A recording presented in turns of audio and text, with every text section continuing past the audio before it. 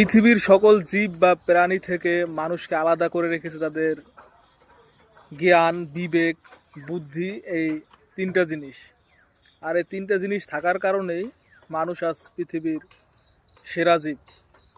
কিন্তু এই বিবেক বা বুদ্ধি যখন মানুষের হ্রাস পায়, যখন ক্ষমতা নামক ভাইরাসটি মানুষের মস্তিষ্কে বাসা বাঁধে, তখন এই মানুষই হয়ে ওঠে পৃথিবীর সব থেকে নিকৃষ্টতম, হিংস্র এবং খুনি একটা জীব।